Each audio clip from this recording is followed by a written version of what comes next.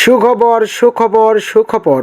হ্যাঁ বন্ধুরা, এই কোরবানি উপলক্ষে আমাদের শাওইল বাজারে বিশাল বড় এক গরু হাটের আয়োজন করা হইয়াছে।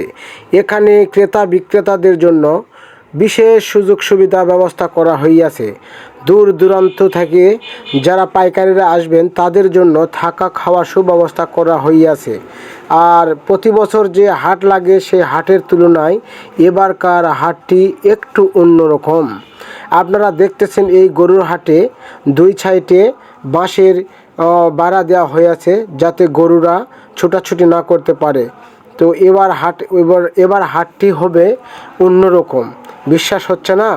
আর একটু পরে আপনারা বুঝতে পারবেন। এই যে লাইনে লাইনে গরু আসতেছে, সবাই গরু নিয়ে আসতেছে এই হাটে। আমি একটু আগাভাগা গিয়েছি বলে হাটে একটু গরু কম ছিল।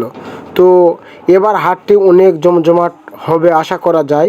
আপনারা যারা কুরবানি গরু বেচতে চান তারা অবশ্যই হাটে নিয়ে আসবেন। আর যারা কিনতে চান অবশ্যই বাড়ির কাছে হাট, আপনারা সবাই চলে আসবেন।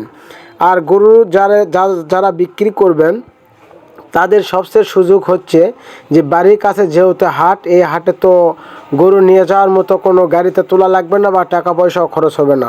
তাই বাড়ির কাছে যাদের গরু আছে আশেপাশে গ্রামের সবাই আপনারা এই বাজারে গরু নিয়ে আসবেন।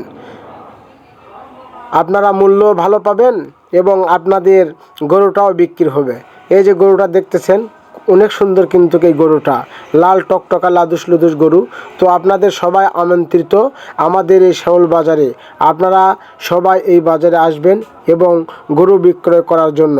আর ক্রেতারা যারা আসবেন তাদেরকে আমি আগের থেকে বলে দিচ্ছি, গরু হাটে যারা গরু কিনতে আসবেন তারা অবশ্যই এই হাটে আসবেন, কারণ এখানে ভিড়ভাড়টা কম হবে, টাকা মার যাওয়ার ভয় কম আছে, পকেট মারের হাত থেকে আপনারা বাঁচবেন। অনেক সুযোগ সুবিধা এই হাটে দেওয়া হইয়াছে। আপনারা সবাই চলে আসবেন এই হাটে।